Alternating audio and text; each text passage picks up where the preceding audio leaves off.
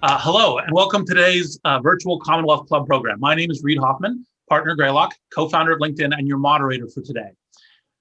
As the club continues to host virtual events, they are grateful for the continued support of their members and donors. We hope you will also consider making a donation online or text donate to 415-329-4231. It is my great pleasure to introduce Fareed Zakaria, award-winning host of CNN's Fareed Zakaria GPS, columnist for the Washington Post, and author of 10 Lessons for a Post-Pandemic World. The COVID-19 pandemic has dramatically changed our world. In his new book, Fareed explores the devastating political, social, technological, and economic consequences of the pandemic and what the future will ultimately hold. Just as a reminder, we will be taking your questions, so please submit those in the chat box. All right, Fareed, let's kick it off. Before you start, Reid, can I just thank you for doing this? I don't know if the people who are listening realize how rare it is to get an opportunity to have you do something like this. You are one of the busiest people I know. You are obviously world famous for the stuff you've started. You're also one of the most thoughtful people in the technology world in the world. And so this was sort of my dream choice in terms of like if there was one person I could get. So I'm so grateful for you doing this, and I think it makes it a unique occasion. So thank you. Well, pleasure and an honor. And as you know, like I'm always like, anytime you call me to go on your show, I say yes, because I equally love talking with you. There's so many different things you open my eyes to. And that's part of the reason why when you called me and said, hey, will we do this? It was like 5 seconds and yep, I can make the calendar work. Let's do it. And so let's start with, I think one of the things that your book is a great, like I think the right philosophical way to put it, and then get into some of the details, is there's this kind of stream of American thought that government should just basically get out of the way, right? Like it's kind of it's everything from small government to let private, enterprise do everything. And it's like this broad government get out of the way. And what happens is there's certain kinds of areas where you suddenly go, oh my God, that's a terrible idea. Right. And people kind of say, yeah, sure. Okay. Justice and police. Yes, we shouldn't have those should be a collective social or defense against war. But the pandemic is one more of those things where the difference between a F government, a C government, a B government, an A government is huge. So say a little bit about kind of what the pandemic has brought to mind for what is intelligent government response, and what the kind of thing that is part of driving the reason why everyone should read your book. It's a great question, and to me, this is really kind of in some ways a central, if not the central, lesson, because we get obsessed, and this is to my mind a kind of 20th century debate about the size of the government, about what is the percentage of the state as in compared to GDP and things like that. Or we get obsessed over moral issues, democracies versus dictatorships. And the interesting thing about the pandemic was to watch the country's responses, and you saw it didn't really align with those issues. So Singapore, which is technically an authoritarian state, does very well. So does South Korea, raucous democracy. So does Taiwan, even more raucous democracy. So does Vietnam, pretty authoritarian. Germany, liberal democracy. So what the common feature turns out not to be the size of the government, but could you really construct intelligent government policy, which meant, did you have technocrats? Did you have good institutions that were insulated? Were they funded appropriately? Did you have a system in place that allowed government to function easily? So for example, the Taiwanese told me the biggest problem, you look at America and you say, because you don't have any kind of universal healthcare system of any kind, and there are 20 kinds you could have, you don't have any capacity to get centralized data. You have no capacity to figure out what's happening with testing, tracing, any of that. And so what you realize is the governments that did well were the governments that had that capacity. Some of them doing it much cheaper than the United States, some of them doing it more expensively than the United States. And in our case, as you say, we have had this really, ever since Reagan, this 40-year assault on the federal government. So Reagan's famous line, the 9 most frightening words in the English language are, "I'm from the government and I'm here to help." Well, Steve Bannon comes in and he says Trump's goal, the goal of the Trump revolution, is to deconstruct the administrative state. Well, it turns out if you have that attitude toward government and you've been defunding the discretionary agencies for 30, 40 years, the same thing happened in Britain. It turns out you don't have a very high functioning state.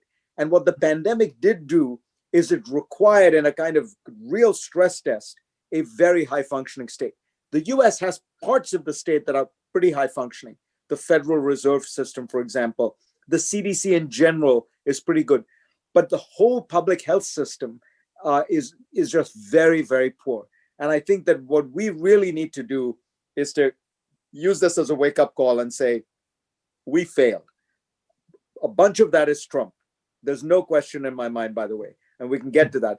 But a bunch of it is this broader failure of having starved government while plying it with increasing mandates and unionized rule structures. So the whole thing is almost like a collaborative enterprise from left and right to make sure that government can function very well. Yep.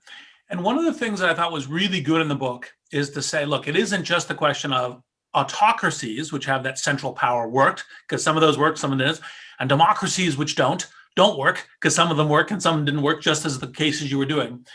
But there are some pressure points that's interesting when you get to democracy. You get this question of, an intelligent response involves, for example, widespread testing, contact tracing, a fast-moving quarantine, if you get it, and to some degree that bureaucratic structure to spin that up was the thing that was the differential for better responses and worse responses. And one of the things that I found is really weird when it gets to democracy, especially American one, and political variables, all of a sudden those become political battles, right? Like almost like you get this absurd thing of like, it's my right not to wear a mask, and you're like, well, wait, wait, this is a crisis that's akin to a war. We've already lost more lives than the soldiers in the Vietnam War by a large order of magnitude. Wearing a mask is a relatively simple thing. Where does that kind of right? So where do you think the question of kind of also understanding the shifting footing of government, that in these kinds of crises, it kind of shuffles a little on the kind of civil liberty within democracy front? Such a great point. And the best way I can illustrate this is, so I talked to the vice president of Taiwan. Taiwan probably handled this better than anyone. 24 million people in Taiwan, 7 COVID deaths. And by the way, they're right next to China. They got millions of Chinese tourists, even during the early part of the pandemic. And why? Well, what he explained is this is what they did. They never had a lockdown in Taiwan. What they did was very early on, they acted early and aggressively, but most importantly, intelligently, exactly along the lines you were describing. So testing, tracing, and then quarantine. And the quarantine was basically mandatory. You had to quarantine yourself for 14 days. You got a phone. They called you 3 times a day. If you didn't pick up the phone, you had broken the quarantine. In total, they quarantined over the course of a few months, 250,000 people. That is 1% of the population.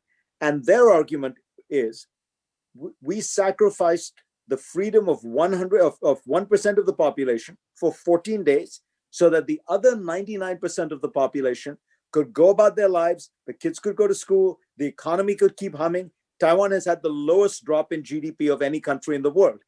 And it highlights your point perfectly, right? Which is they made a very rational trade-off between a small infringement on liberty temporarily for a small, tiny number of people in return for the general welfare of the whole. I think our problem is we don't even think these things through. We can't even have a rational conversation. So as you said, the issue of the mask wearing, first of all, it's not your right to infect other people. Secondly, when other people get infected, we all have to pay for it. So it's a little bit like we're back to that whole seatbelt discussion. There is a sort of idea of individual liberty at the core of some of the opposition to this that forgets that we are paying collectively for all the healthcare costs associated with all this. And by the way, all the healthcare costs associated with the massive bailouts. I mean, we're going to spend $10 trillion when this is all over, right? And that's all of us paying. So put on your damn mask.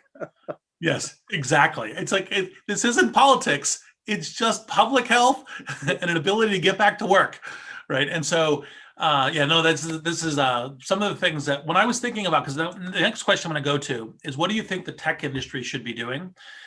You know, one of the things that I had kicked around, and there's several different versions of the tech industry. There's obviously social media and what's going on with spreading information. We'll cover that in a moment.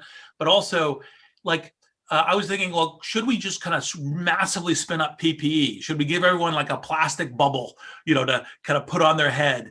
You know, but I think one of the reasons why the tech industry was in this vector of slower was because like wanting the moral mandate. Like, you know, you're looking for, you know, this is a federal problem. It's a national disaster. It needs to be done by the Fed. The states can't really do it. They tried, but they can't really do it. Is there anything that you think the tech industry, in kind of gearing up for the next pandemic, should do now and be ready for in the next pandemic? You know, it's a great question, because I thought about that at the start, because there is this weird, disjuncture.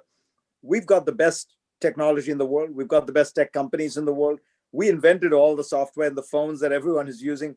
The guy who I talked about, the Taiwan vice president who ran their response, was trained at Johns Hopkins. You know, it's American ideas, American technology. So why are we not able to bring that to bear? And I played around, and you and I both are friends with Eric Schmidt, and he and I talked a lot about, are there ways that you could use the technology to help in the contact tracing, the testing? And I came to the conclusion that while there could be ancillary benefits, the truth is this is uniquely a governmental function. So give you a sense that the Singapore guys are the most tech savvy, as you know, in the world. They had these contact tracing apps you could use, and then they would sort of try to look at your phone and figure out where you've been in contact. But the truth is, you got to talk to people, because the phone can't figure out whether you went to a coffee shop and had a cup of coffee, you know, by yourself or alone, or did you meet a friend? Did you put your mask on? Did you keep it off? What they found was old-fashioned detective work was A, the most crucial piece. B, you need the mandate of government. These are not things, even in a Singapore, that you can do by just secretly ferreting out data. As you know, people now think that phones are just like magical supercomputers that can read your mind. To which I always say, then how come the ads I keep seeing are for stuff that I bought 2 weeks ago? Like, they're still not that good, right? And they're still getting their way around. But more importantly, this is a governmental function. It's very hard for me to see how, I mean, the tech people can, because they're rich and generous, they should obviously step up to the plate in those ways. But what you're asking is the technology going to be helpful? And I think that there are places where it can be helpful, but the core issue is, do we have a national will? And does the federal government have the energy and the determination to do this? And let me give you an example of what I mean by this. The president of the United States gets COVID in a super spreader event, which is exactly the kind of event that produces COVID spread. As you know, this is not uniformly distributed. What happens is one person gets it, and then there's a cluster. And the key, if you follow the Taiwan example, is you get that cluster and you isolate them. So you look at all the people who got COVID at that super spreader event that Amy Coney Barrett was nominated at. And you look at what the media has asked a number of those people, like Chris Christie, the former governor of New Jersey, has anyone called you to do contact tracing? And the answer for every single person who has been asked and has answered the question was no. And this is the most high-profile cluster event that has taken place in the United States involving the president of the United States. Nobody has done contact tracing. So if we can't do that, you could have the best technology and software in the world. It isn't going to change. That's our problem is that we're not willing to ask that question and to do that process. We could probably make the process great, but we can't change the fact that the federal government isn't asking the question. Completely. And actually, one of the questions that's actually already come up from the chat was actually what I was going to ask you next. So I'm going to I'm going to ask it, but it's also for thank you from the chat.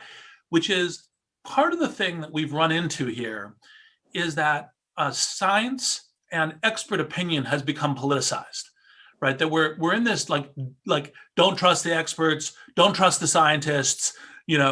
It's my gut tells me like I have a good feeling about this. The disease is going to pass in a month. That kind of stuff. Obviously, this is just disastrously retrograde relative to pandemics. How do we as a country get back to appropriately appreciating expertise and appropriately appreciating science? So, as you know, that I've got a whole chapter in the book on this because I'm so worried about it. Look, part of the answer is we need to make people understand how science works, because otherwise you get these absurd things that, frankly, the president keeps saying. Fauci said masks were bad. Now he's saying they're good. They didn't say that. They were trying to figure out what to do when there's limited supply. They weren't sure whether they prevent self-infection. And what Fauci said was, look, as we got better data and better studies, I changed my mind. You first about the lethality of the disease. That's how science works. There isn't no gee whiz answer that you have. Science is a mode of inquiry where you ask questions, you look at evidence, you gain, So 35 years ago, there was a small percentage of atmospheric scientists who believed that global warming was real and man-made. Now it's like 99.9%. The reason is they've done studies, they've posed hypotheses, the data has confirmed the hypotheses, and that's how it works. But there is a larger issue.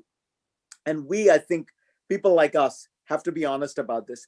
There is a great class resentment out there in the country against people like us, highly educated, credentialed, who live in cities, who do well economically. And there's a feeling that we are sort of telling everybody else how to live their lives.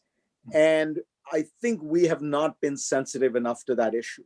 I mean, that's frankly why Hillary Clinton isn't president of the United States. I think class resentment is at the heart of so much of this phenomenon of populism.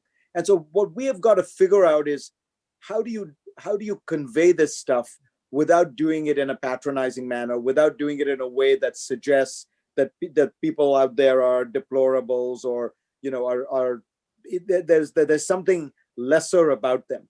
And I do think that's and it's a larger question I have, Reed. I'm not sure how one answers it, but the week after Trump was elected, I got an email, I think it was from somebody who'd been reading my writing, and he said, I live in the rural areas and I didn't vote for Trump, but let me tell you what life looks like for people like me.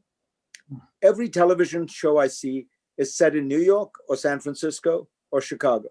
Every movie I see is set in one of those cities. Every TV show is set in Washington, D.C., or every song comes out of an urban experience. Everything that is idolized in my life and celebrated comes from cities.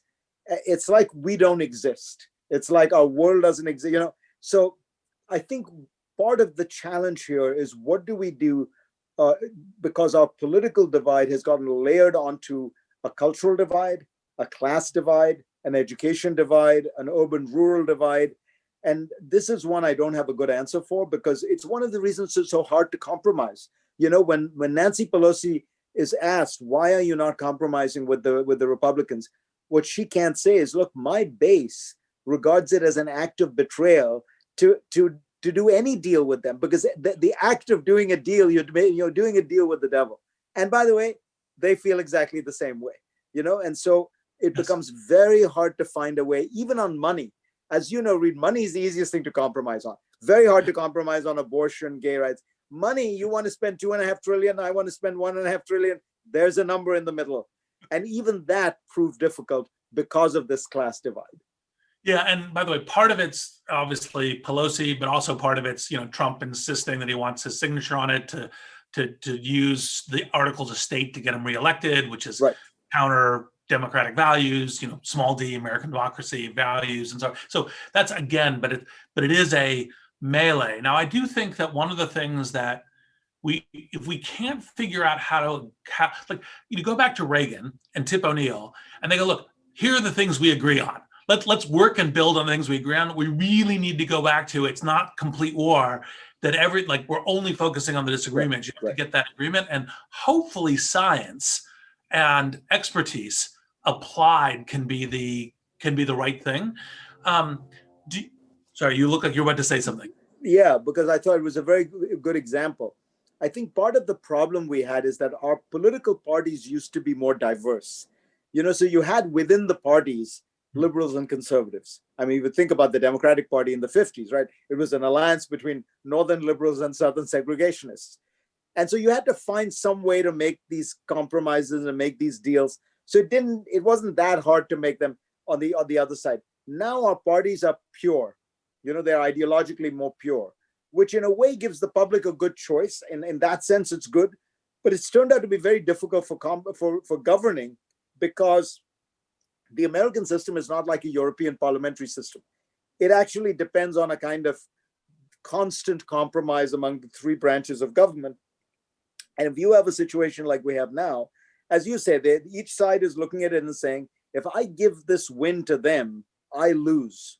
And it's very hard to figure out how you get past that. The obvious rational answer is what you said, which is find the areas where you agree, just pass that and agree to disagree on the stuff you disagree with. But somehow we're not able to get there. Well, it's because it's too much open warfare. And, I don't mean warfare is actually hopefully never like real disturbance, but just like we're enemies and there's nothing we agree on. And that like to some degree, both sides have to go, we have to put down those verbal weapons. We have to agree to that. And that true, kind of truth and reconciliation process, it takes leadership. So, obviously we hope we get some, but we're working on it. And so anyway, so let's move to another part of the science side, because the Taiwan example, which, is like literally and I agree, the shining example of, if you did this, everyone's lives would be a lot better. The debt, the loss of millions of jobs, the 200,000+ lives, all of that would have been much, much lower. You got this other Swedish experiment, that's kind of playing in like herd immunity and that kind of stuff. What's your reflection on the Swedish experiment? Is it kind of like stick your head in the sand, or was there smart things about it? Is herd immunity a reasonable play? Yeah, I think it's gotten a bum rap in this sense. They were trying to do some things right, which is they were trying to play with the fact that this is a disease that affects people very differentially based on age and prior health conditions. So that if you're not old and if you don't have a prior history of medical issues, you have much different vulnerabilities. Not zero, by the way. I mean, it's still a bad disease. You do not want to get this. This is not the flu. And I don't want anyone to think that that's the argument I'm making. But I'm saying what they were trying to do is say, okay, so maybe we have some stronger restrictions for people who are older and weaker restrictions. So their school system, they actually have handled pretty well because of that. They were able to understand that very young kids, really there's very low rates of transmission. And they're, by and large, you can have kindergarten, up through 12-year-olds go to school, no problem. The problem they have is twofold. One, they implemented it very badly.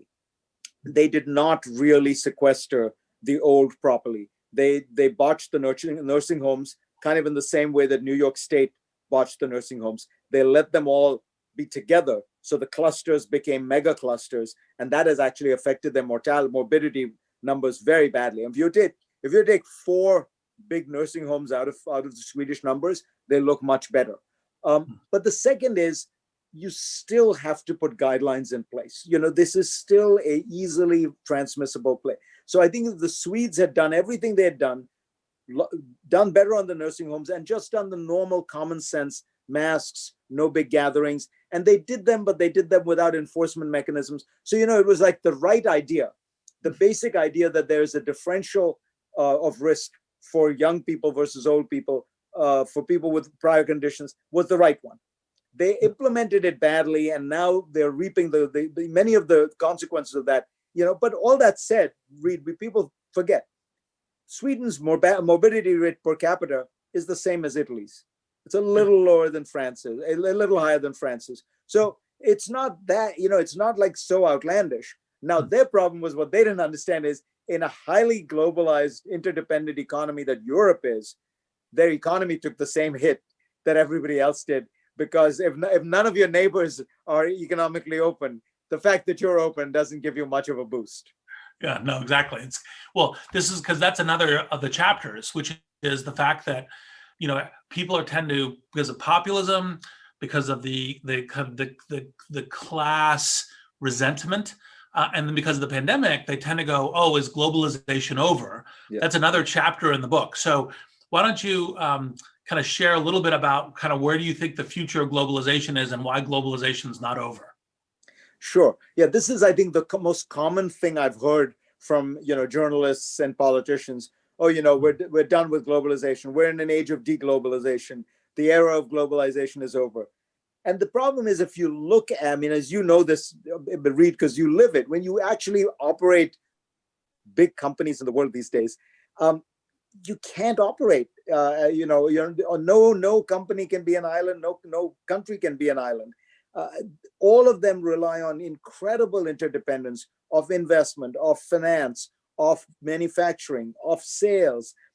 So if you look at and you can see it at every level. I was reading an article about restaurants in Paris and Tokyo, which are now shutting down because they all relied on tourists for their, for where they got people. It turns out that the great classical French bistros, the only people who go there are Americans. If you want to see where the French is, go to a McDonald's. Exactly. Yes. And my guess is that's very true. The best sushi places in Japan may well be, it turned out, maybe people from China who are going there or something. So, and if you can, the data shows this very clearly. If you look at the data for globalization, and the Peterson Institute has a good metric, exports plus imports as a percentage of GDP. And it goes like this from 1945, straight up. And then there's been a modest, it's like 7 steps up, 1 step backward. So there's definitely a phase of deglobalization. Some of it is actually people feeling too vulnerable to China, which I think is a very important distinction to make.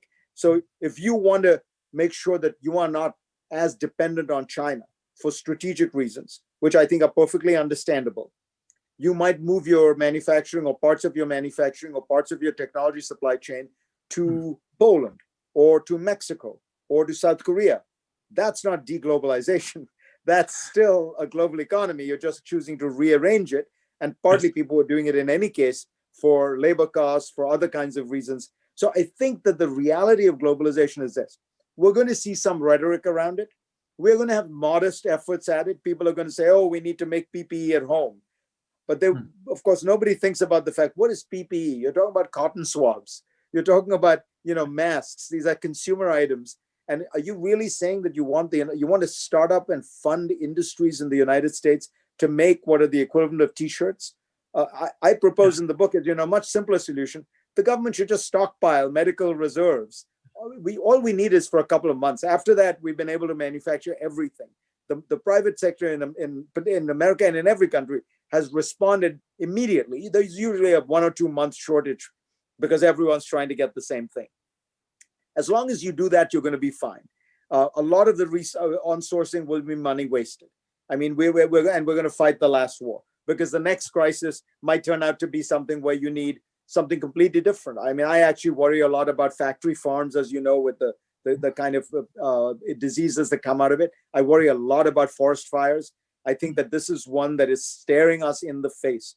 We have burned in the West. I mean, this is, you're living this. We've burned 5 million acres of land. That is the state of Massachusetts has gone up in smoke. And, 5 of the worst forest fires in California all have taken place in the last 3 years. So we know this is coming. So now the question is, we're going to be short of a whole bunch of stuff for the next 10 years on fire. Does it mean America should manufacture all of this stuff at home? No, it means we need to think smart, figure out where there will be shortages, stockpile those things for when there are emergencies, and keep going. But part of what happens here, I think, Reed, is it's very easy to blame other people for your problems. And Trump has turned this into an art form. If you think about Donald Trump's 2016 campaign, I mean, if you listen to that 1 hour, 1.5 hours of campaign talk in these town halls, the message was very simple. The Chinese have taken your factories, the Mexicans have taken your jobs, and the Muslims are trying to kill you. It was just, it was blame, blame, blame. So we're in some sense hardwired to look out there, but that's not the answer. The answer is we've got to actually do more global cooperation to get this right. We need a stronger WHO so that it can go into the Chinese and demand information. But by the way, that means they got to be able to go into the United States and demand information. Yes. We have to be willing to play by the rules if we want there to be rules for other people. And that's one of the hypocrisies I talk about in the book, where we are not going to be able to run this world by saying, you guys have to all follow the International Criminal Court, but we don't have to. You guys have to follow the international law of the sea, but we don't have to, because we're the United States. That kind of American exceptionalism is over. And so we want a true globalization, which is a little bit more democratic, a little bit more multipolar in a sense. We can get it, but we would have to play by the rules too. Well, the thing I know that you agree with is, look, globalization is good, but we need to bring the country along. We need to make sure that the benefit of globalization isn't only hoarded by those of us who are in cities and everything else, but is actually kind of more distributed. And that will be one of the things that could help with the resentment. And then obviously in the pandemic, it's the classic definition of we have a shared health. We can't say, well, we go our own way, because we go our own way in a good, for example, if this was SARS, oh my God, would this be like greatest catastrophe in human history? So we were fortunate that it had real, not a flu, it's very serious, but much less than it could have been. And that's part of the reason why I think your book is so important, because look, as a dry run of something serious, pay attention now. So let's turn a little bit to some other things. I want to reinforce the point you were making so that everybody understands. The morbidity rate in SARS was about 10 times that of COVID. In other words, you're 10 times more likely to die, but it's equally transmissible. And so if that's the thing you're describing that you're worried about, and you're absolutely right to worry about it. The real scare is a COVID-like pandemic, but with a SARS-like fatality rate. Yes, exactly. And it's completely possible. We've seen it with SARS, and so it's completely possible. So it's like, wake up, be ready for the next pandemic. And this is not just a political thing. This is a, protect your loved ones' lives, your children's lives, your community lives. That's how urgent this issue is. So and it gets to the issue that you were saying, which is we all have to be protected. The problem with this stuff in the mask wearing is like, you're seeing this now with these spikes in the Midwest. This is not going to end well, because we are not, we don't have internal borders in this country. People from the Midwest are going to go to the Northeast. They're going to go to the South. They're going to go to the West. And unless we want to put in place strong internal borders and have, deep enforcement of those, you need to think we're all in this together, and that none of us are safe if everyone isn't safe. And somehow we haven't been able in these times to make those common appeals of exactly the kind you're making, Reed. No, exactly. And there was actually one of the questions in the chat that is on values on that, which we'll come back to. I first wanted to make sure that we covered a couple other key things in your book so that people know, kind of what are the things why they should rush to Amazon, or the kind of equivalent for it. So life is now digital life, right? We have now been accelerated into living through this exact event we're doing today, because if it wasn't pandemic, we would be sitting in a room together with a whole bunch of people. What parts of this shift of digital life and digital work do you think are temporary, and which parts are persistent? It's a great question. So I think that the first thing to say is it is astonishing how resilient the technology that we have, that people like you have invented over the last 25 years, has turned out to be. I mean, what a stress test, right? You suddenly said, instead of spending 1 hour on my computer using broadband and video, which, as you know, is the biggest broadband hog, I'm going to spend 12 hours doing it. And everybody is going to spend 12 hours doing it. And the system hasn't crashed, And you have had an extraordinary ability to literally take the American economy and really the Western economy and the Chinese economy and the Japanese and lift it and put it onto a digital platform. And an astonishing amount of it has been able to work. And so I think first one has to say, boy, I mean, like you suddenly realize the power of this technology and the capacity it has. I think that what we have realized is that we can really do almost anything online. It doesn't mean we will, and it doesn't mean we should, but that we can, that the capacity exists. And so you're going to start, I think, have this great sort of what's going to go online, what's going to stay. My guess is something like telemedicine is a no-brainer.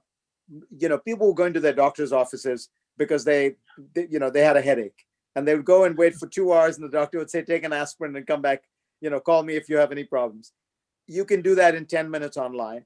And by the way, the technology existed. The problem was human beings. It was a human obstacle, and COVID eliminated that. It got the people to be willing to go, and it got the doctors willing to listen because they were getting paid. So those two obstacles got through. I would suspect that what we're going to end up with is kind of hybrid in almost every area. Nothing will go completely digital, I don't think. I think that what you will end up with is, like, think of work. I tend to think, WeWork failed, but the WeWork model might succeed, by which I mean people might realize, you know what, you don't need to be in the office 6 days a week or 5 days a week.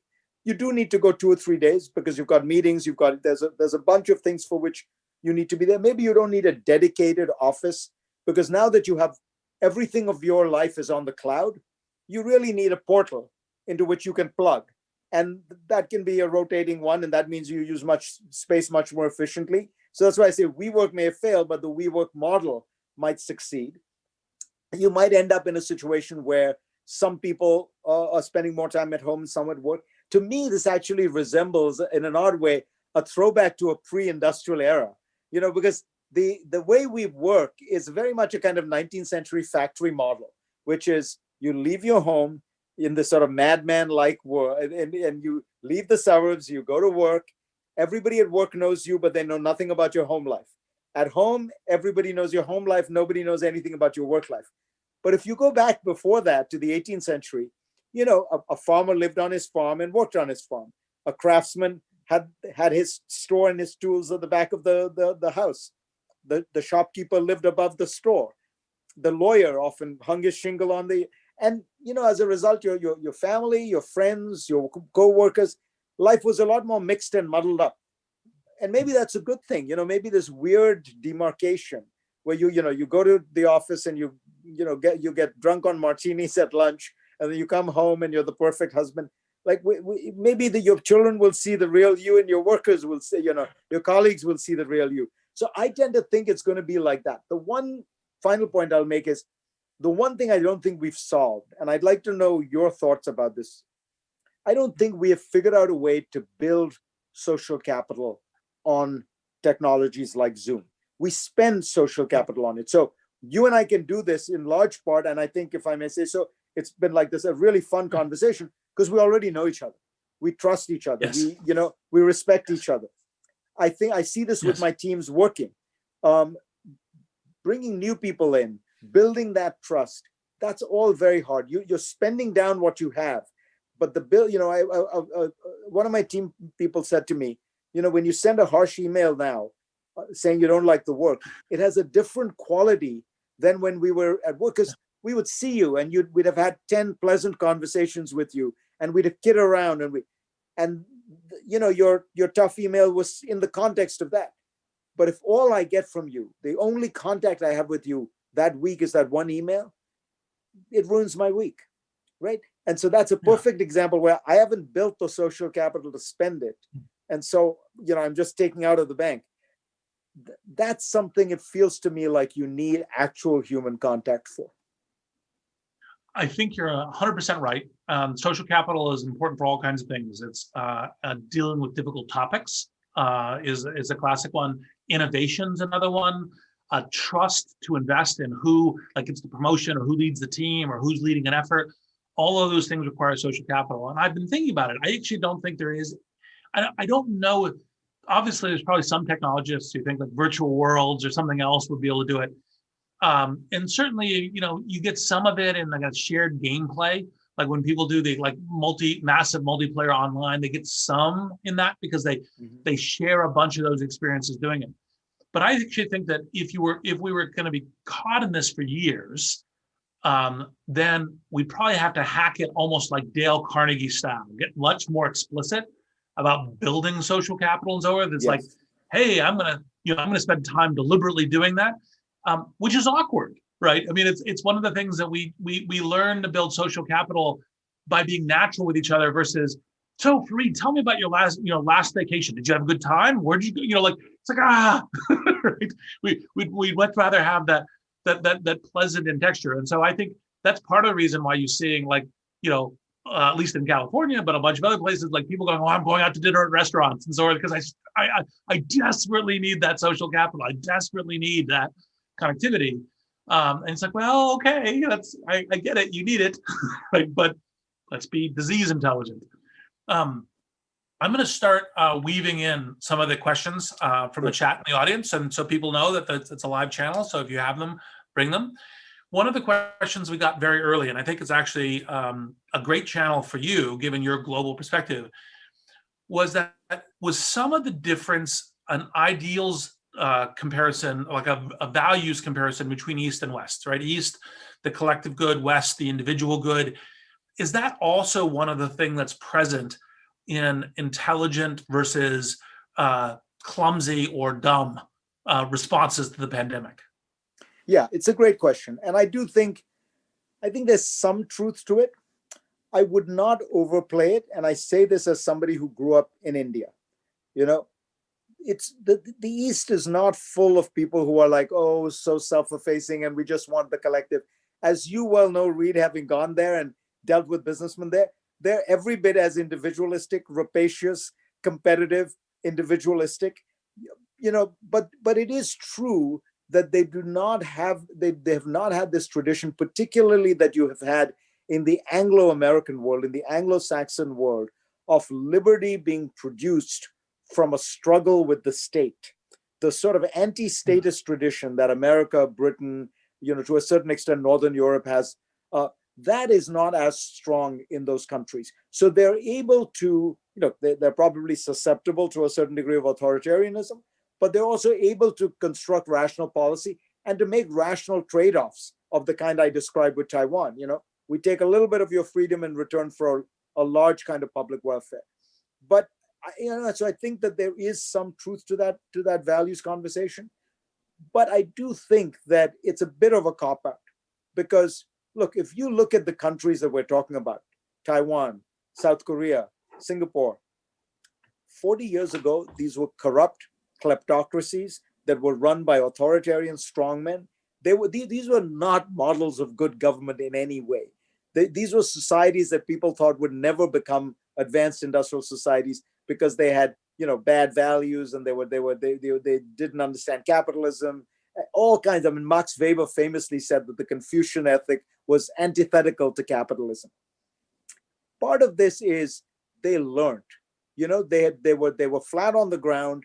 And they said to themselves, how do we do this smart? How do we do better? There's a great book by Mansur Olson, who wrote a book about why Germany did so much better in the 50s, 60s than Britain did. And his point was that Germany, having been defeated in the war, had the humility to say, we've got to rebuild and we've got to make functioning institutions. The British, having won, felt like everything that they did was blessed, kind of British exceptionalism. And I think there's a lot of truth to that, as much as there is. So I don't want to minimize, there is some point to the values, but there's also something going on here where we've become smug and arrogant. And it's not, look at who's done badly here. The United States, Britain, Brazil, another country that believes God is Brazilian. Yes. It's these, and the places that have done well, to your point, Reed, many of them did badly in SARS and they revamped their healthcare systems. They learned from it. They were like, oh my God, we've got to make sure that we don't. So we should be looking at this and saying, this is our SARS. We screwed this up big time. Yes. What should we do? We need to have, a 9/11 type commission that says, what did we get wrong and what do we need to fix? Yep. Well, and actually, this goes back to one of the things that when I was kind of gesturing what the technology industry can do, is I actually think that we need to have a technology strategy and a forward on this. And obviously, contact tracing is one. And I agree with you about stockpiling PPE, but we don't necessarily know what we'll need. So, for example, we need to build manufacturing that's very retoolable, whether it's robots and AI or something else, but something where you can go, okay, look, this is flexible manufacturing, maybe a little bit less cost efficient, but can turn when we need it. And because, like, for example, one of the things that I learned from this pandemic that I didn't know is, well, suddenly everyone starts going every person for themselves. You say, well, we need more test kits. Well, only after we've done our test kits. And you're like, well, if you don't have a manufacturing capability for that, you're hosed, right? So you need to make sure that, and, you know, I started funding and kind of getting, like, I think the Broad Institute is accounting for 1/14 of the testing in the US. Right. So it pivoted in order to do this, which is super important.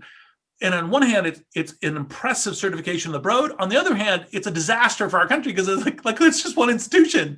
You're like, it should never be that. Like, we should have so much testing going on that it was not there. And so that kind of technology forward strategy and how we get to it through some combination of intelligent federal government and industry is, I think, going to be really key. Oh, I totally agree. And I think that look, you hit on exactly the right points. It seems to me the testing part, the tracing part, or the time between the test and the results, as you know, is crucial. And we've done particularly badly at that. In all those areas, you could imagine us being able to speed up. And then you're right, and I haven't thought enough about it, but you're absolutely right.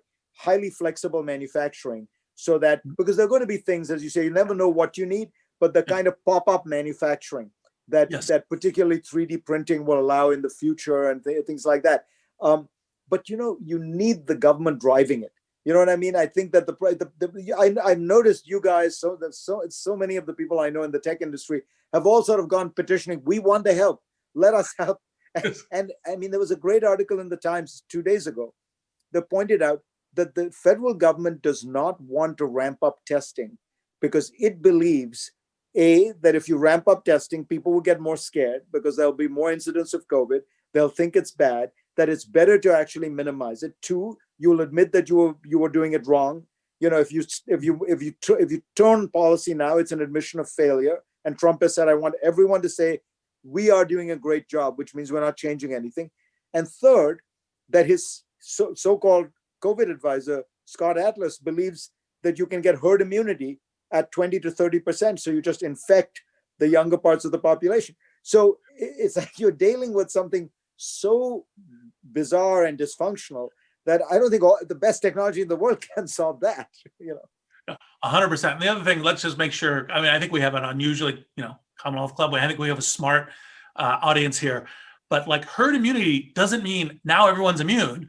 It just cuts the R naught down because a certain set of people will no longer be transmitting. Doesn't mean you can't catch it, right? So, well, and generally herd immunity is achieved.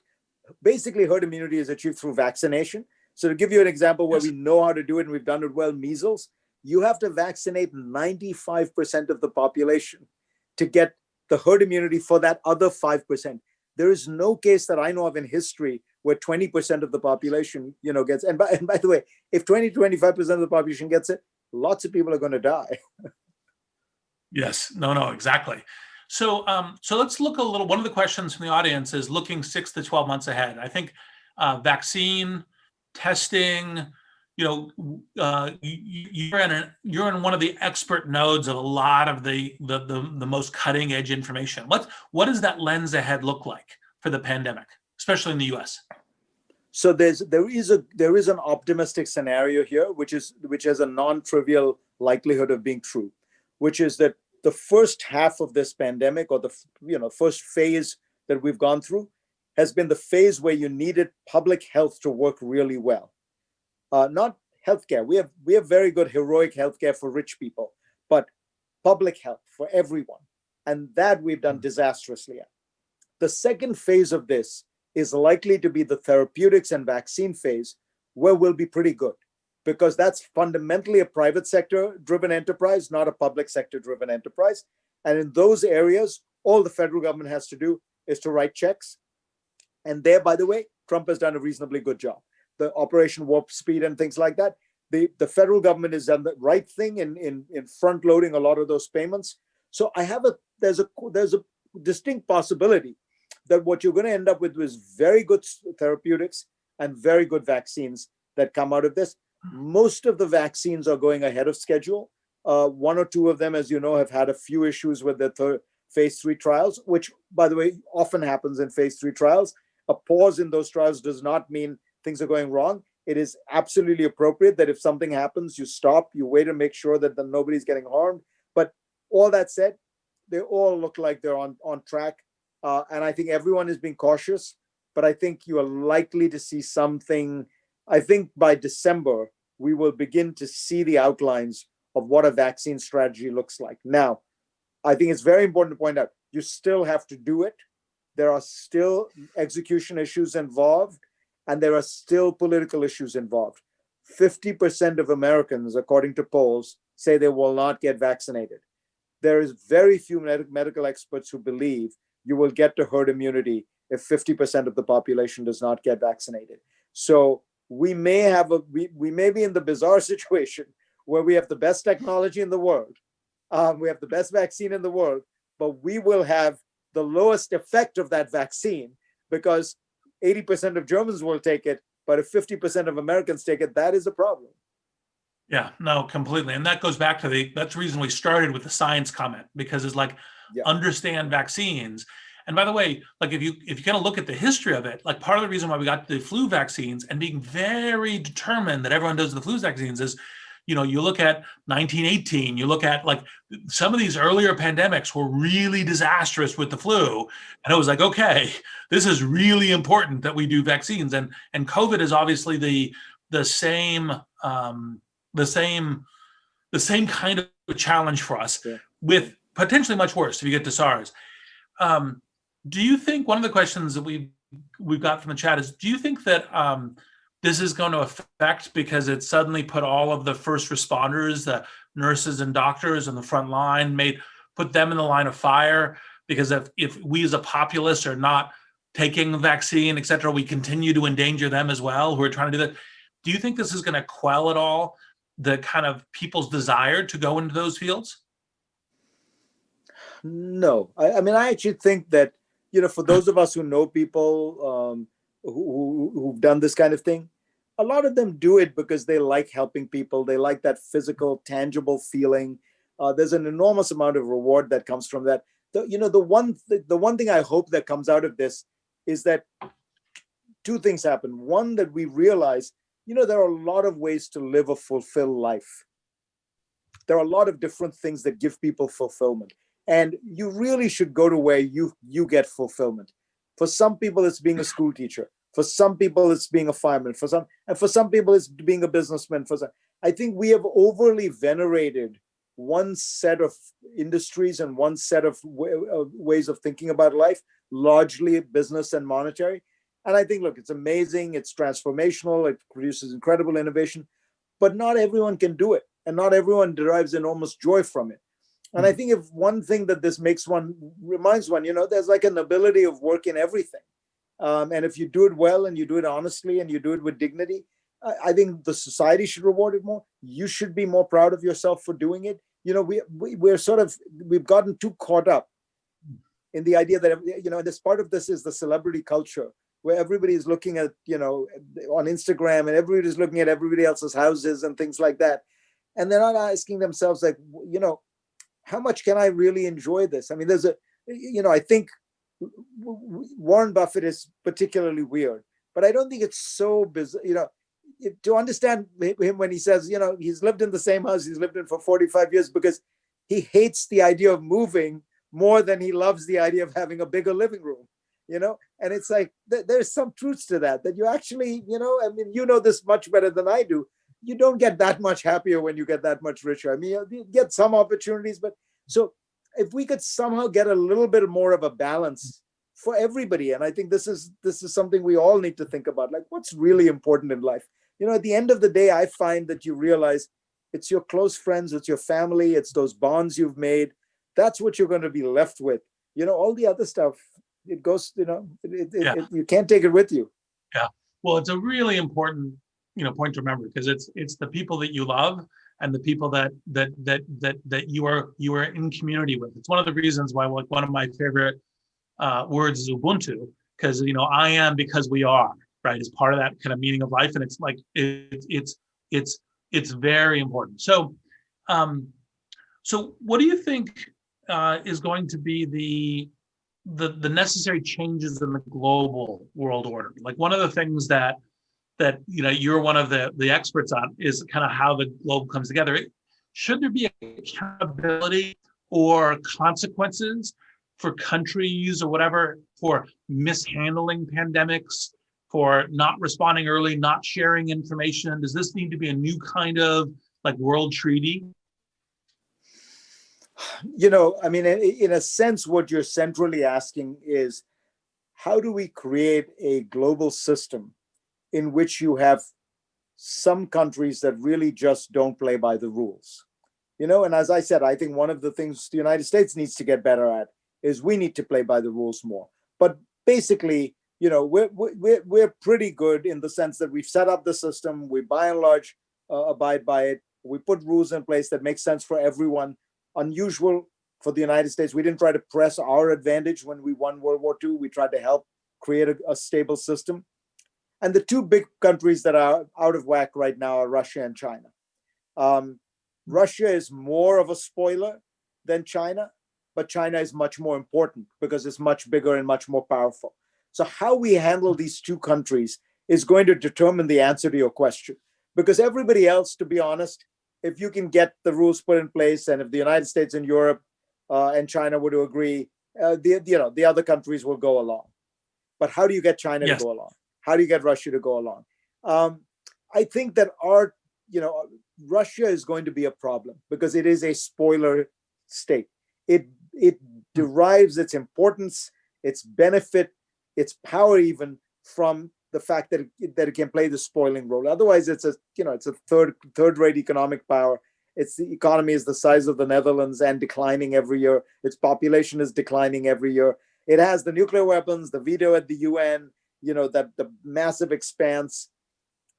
And by the way, because it's an oil power, global instability actually helps Russia. Every time there's global instability, the price of oil goes up, which means Russian coffers go up, which means Mr. Putin's net worth goes up. Yes. China, I think, is the real complicated one, because I think if we can have a sophisticated policy toward China that has elements of pushback, deterrence, which we absolutely need, because the Chinese are, and I don't think that particularly, I don't mean this in a racially way, but the Chinese understand power. By the way, so do we. So do most countries. You recognize hard power, and you recognize what you can and cannot do. So there has to be an element of our strategy with China that says, there are rules that you've broken, and I for one think that we made a mistake of not holding China accountable more for banning all the technology companies, in China. I mean, as you know, American tech companies have basically no access to China, and we kind of accepted it. And yet, we let them into the WTO, and all that was done legitimately. They made the concessions they had to make, but then they added this one on. And, we should, in retrospect, be thinking much more about these kinds of issues before they come up. Right now, I think our challenge is, how do we have a policy with China that is a mixture of deterrence, competition, and cooperation?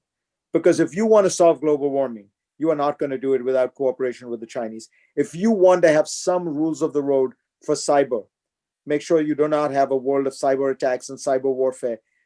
You need to have some kind of negotiation with China.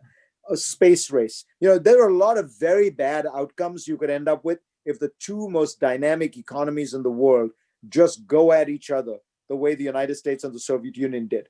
So what you really need is a strategy that is thought through, that tries to mix these two. And here I actually think, in many ways, the biggest difference, I think, and I hope, between Trump and Biden will be this. I don't really know where Biden will go, but he's a serious guy. He has serious people around him. They understand the nature of these trade-offs. With Trump, the whole thing is an exercise in narcissism. Yeah. When he thought he was going to get a deal with China, he praised Xi Jinping while the Chinese were lying through their teeth about COVID. When the minute he realized that COVID was going badly for him and he needed to deflect the blame, China became the great evil empire, the monster. This is not a serious policy toward China for the world's biggest economy. We need a serious policy. And if we can get, so I guess my bottom line to you, Reed, is if I had to wave one magic wand, it would be, we got to get the policy to China right. We got to deter them. We got to rein them in where we need to, and we got to find a way to cooperate. It's not going to be easy. It's going to be hours and hours of the kind of boring diplomatic legwork that Trump, disdains. But Yes. that's what you need. That's what you need. That's the big prize internationally. Well, it's where you go back to expertise, why foreign policy expertise, epidemiological and disease expertise is important. And, look, I'll share my opinion very quickly on the Trump stuff, which is like, that's why you need government, not a reality television show, right? Like living a reality television show is exactly the kind of disaster that's led to trillions in debt, millions of job losses, hundreds of thousands of lives, right? So it's like that, completely agree. So we have room for one or two more questions because we're in the last few minutes. One of the questions we got earlier, which I think is a classic kind of authorial question, so hopefully it won't surprise you. You had these 10 rules. What was the 11th one that was on the cutting room floor? Is there something that you would share in addition to the other 10? I started to write them down, and for some reason they gelled at 10. And then when I got to them, I was like, that's enough. I don't really need to go any further. But I mean, what I would say is if it's sort of the first lesson, but I think I would have made it a bigger lesson, which is we need to think about. You and I were having this debate before the cameras went on. I believe I'm an optimist. I think I think things generally work out. Part of it is my own life experience. Being overly gloomy is not a way to live your life, but we are living as human beings in a way that is taking on a lot of risks between climate change and fires and droughts and hurricanes and these antibiotic resistant viruses and factory farming, which is essentially a kind of petri dish for new viruses. We need to step back and ask ourselves, what are the more sustainable models of living so that we make sure we can keep this thing. This has been a great run for human beings on Earth. And we want to make sure that we're leaving it open for future generations. And I worry about that. And I talk about that in the book, but I would have probably spun that out a little more. I'd have probably done a chapter on climate change. Yeah, climate change, and also the kind of notion of how do we think of, like, part of meaning of life is what do we give the next generation, right? Yes, like exactly. And by the way, part of the next generation is like, well, are we gonna heat up the planet 4 degrees and make it like intolerable to live here and like crush society that way? It's like, let's not do that. Exactly. Right? Exactly. What do you think people should, we only have like 60 seconds for this, but like if they were to think about one thing to say, here is where I should most value like a kind of a centrist or unity or government coming together, what should it be? Should it be like truth-seeking, learning, expertise, compassion and values for the, like what would be a kind of a couple of very quick, almost like summary lines of the government that we should hope for? Look, to take on the big challenges we can't take on together, climate change, pandemics. But the part that I worry the most about is there's really a part of America that is forgotten. It's the bottom 20 or 30%. They don't write op-eds. They don't give money to politicians. They don't vote. They work really hard and they still make, minimum wage. Those people really, there is like a forgotten America here that I feel like the pandemic has massively exacerbated, because those are the people losing their jobs. It's the dishwashers, it's the bellhops at hotels, it's the guys. And I just want to remind everybody that whatever you're going through an inconvenience. Those people are going through the Great Depression. And only government can help. And of course, you should do what you can. But most importantly, make sure the government looks after those people because they really need your help. So Fareed clearly demonstrated why, as always, I love talking with you.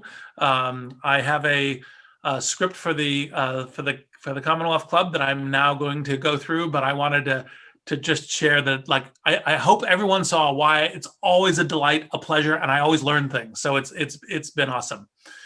Thank you. So our thanks to Fareed Zakaria, author of 10 Lessons for a Post-Pandemic World. We encourage you to pick up your copy at your local bookstore or, of course, Amazon, Walmart, etc. If you'd like to watch more virtual programs or support the Commonwealth Club efforts, please visit www.commonwealthclub.org. I'm Reid Hoffman. Thanks so much for joining us today.